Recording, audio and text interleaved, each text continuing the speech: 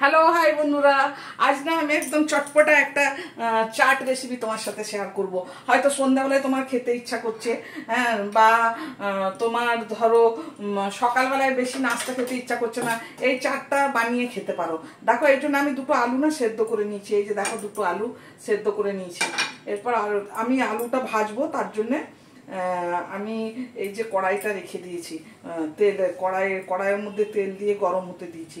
আলুটা প্রথমে আমি এই যে ছিলটাটা ছাড়িয়ে নেবো। এই যে ছিলটাটা ছাড়িয়ে নিলাম।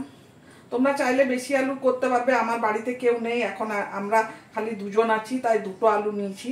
যার যত লাগবে সে তত, ফ্যামিলি যেমন সে তেমনি আলু নেবে, বানাবে। এই যে দেখো আলুটা, তারপর আলুটা আমি কেটে নেবো। এই যে আলুটা দেখবে একদম যেন পিচপিচে হয়ে যেন না সেদ্ধ হয়ে যায়, একটু শক্ত শক্ত থাকবে, তাহলে ভালো লাগবে। এই যে এইভাবে আমি কেটে নিচ্ছি আলুটা। একদম যদি সেদ্ধ হয়ে যায় না, তাহলে ওটা তেলে ভাজার সময় না ছেড়ে ছেড়ে যাবে। আর এই যে এরকম একটু শক্ত শক্ত থাকলে তাহলে হয়তো তোমার ওইটা তেলে ছেড়ে ছেড়ে যাবে না। এই যে নিলাম আলু।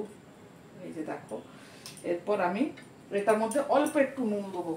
না দিলেও চলে, কিন্তু আমি একটু নুন দিয়ে দিচ্ছি, অল্প একটু নুন দিয়ে দিচ্ছি। ভাজার সময় নুন দিলে ভেতর পর্যন্ত নুনটা যাবে, তাই।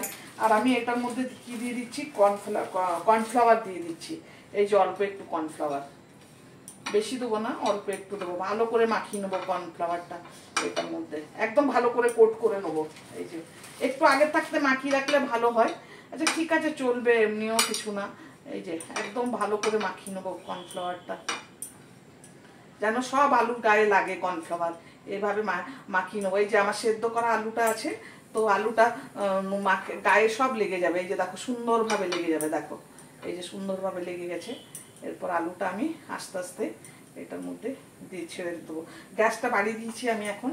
তেলটা গরম, কেননা এটা ভাজা হবে, তো তাই আমি তেলটা বাড়িয়ে দিলাম গ্যাসটা। এই যে একদম চটপটা, অনেক কিছু পড়বে এটার মধ্যে। দেখো না কেমন করে বানায়, আর কত টেস্টি হবে সেটা তো তোমরা বুঝতেই পারবে দেখে। এই যে এই যে তারপরে এটা সুন্দর করে লাল করে ভেজে নেবো। এই যে আলুটা, প্লেটটা সরিয়ে দিচ্ছি এখন, প্লেটটা লাগবে না।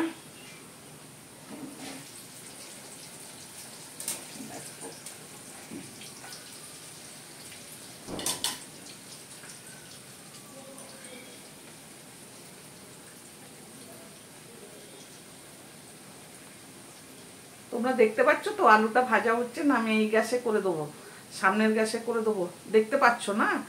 ঠিক আছে, তারপরে তো আমি তোমাকে ভেজে তো তুলে দেখাবো, সেটা তো দেখতেই পাবে। তো এইটার মধ্যেই থাকলো। আমি একটা বাটি নিয়ে নিয়েছি।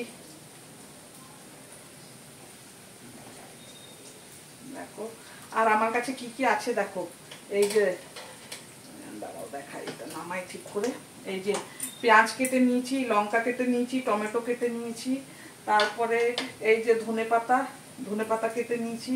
তারপরে এই যে আমার কাছে চিলি ফ্লেক্স আছে, আমার কাছে এই যে তোমার গোলমরিচের গুঁড়ো আছে, চাট মশলা আছে। এই যে চাট মশলা আছে। তারপরে চাইলে একটু অরিগানো দিতে পারি, অরিগানো আছে। তো সেটা এখন আমি দেখি, তোমার মেশাবো, তখন তোমাদের দেখাবো। হ্যাঁ, আলুটা লাল হয়ে ভাজা হোক আগে, তারপরে। আর দারুণ লাগে খেতে, জানো তো, দারুণ দারুণ দারুণ খেতে লাগে এইরকম কখনো সখনো। আর এটা না তুমি রুটি দিয়েও খেতে পারো, যদি তুমি ভাবো না রুটি দিয়ে খাবো, রুটি দিয়েও খুব ভাল লাগে খেতে, রুটি দিয়েও খেতে পারো। আর যদি মনে হয় এমনি বসে বসে, একটা বৃষ্টি পড়ছে মনে করো, এখন তো বর্ষাকাল আসছে, খুব ঝমঝম বৃষ্টি পড়ছে, কিছু খেতে ইচ্ছা করছে, ঘরে হয়তো কিছু নেই, সবসময় তো ঘরে আর কিছু থাকে না, হয়তো কোনোদিন না থাকে, তখনও এরকম বানিয়ে খেতে পারবে। ভালো করে এটা আলুটা ভেজে নিয়ে আগে।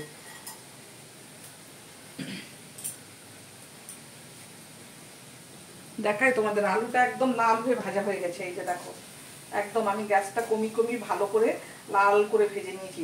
লাল করে ভেজে নিয়েছি, তবে তো কুরকুরা হবে, তবে তো টেস্ট লাগবে খেতে। এই যে দেখো, দেখাই তোমাদের কতটা লাল হয়েছে। এই যে দেখো কত সুন্দর লাল হয়েছে, একদম কুরকুরা হয়েছে, খুব ভালো টেস্ট হবে, বুঝতে পেরেছো? এই যে এবার আমি গ্যাসটা বন্ধ করে দিচ্ছি আর এটা তুলে নিচ্ছি। এগুলো আলুগুলো এখানে এই যে তুলে নিলাম সব আলুগুলো।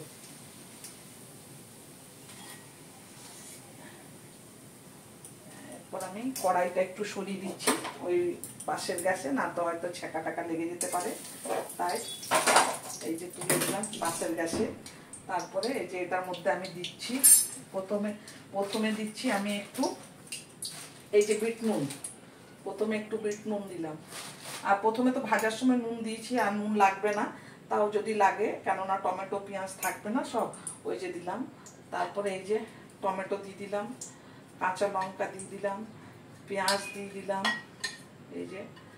আর দেবো তোমার এই যে ঝাল যদি খাও একটু চিলি ফ্লেক্স দিতে পারো সামান্য, কেননা কাঁচা লঙ্কা আছে, কাঁচা লঙ্কা মুখে পড়লে তোমার ঝাল লাগবে। আর এই যে সব থেকে বেশি ভালো দিতে হবে চাট মশলা। এই যে দেখো চাট মশলা, এই যে বেরোচ্ছে না, ফ্রিজের মধ্যে ছিল তো আটকে যাচ্ছে মুখটাতে। এই যে চাট মশলা।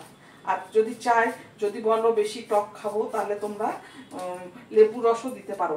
আগে আমি একটু এটা সব ভালো করে মিক্স করি। আচ্ছা মেন জিনিসটাই তো দিলাম না, এই যে ধনে পাতা দিলাম, ধনে পাতা।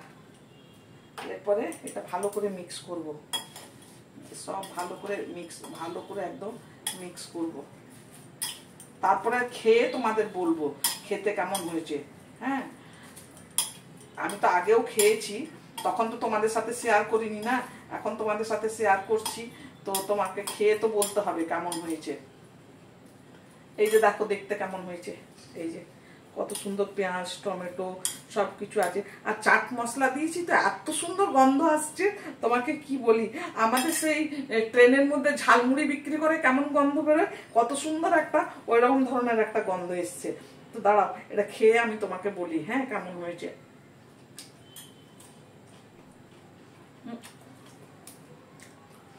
দেখো কত মচমচে হয়েছে, তোমরা এমনি করে বানিয়ে খেও, আর আমাকে কমেন্ট করে বলবে কেমন হয়েছে। আর তো যদি ভালো না হয় তাও তোমরা বলবে, আর যদি ভালো হয় তাও বলবে।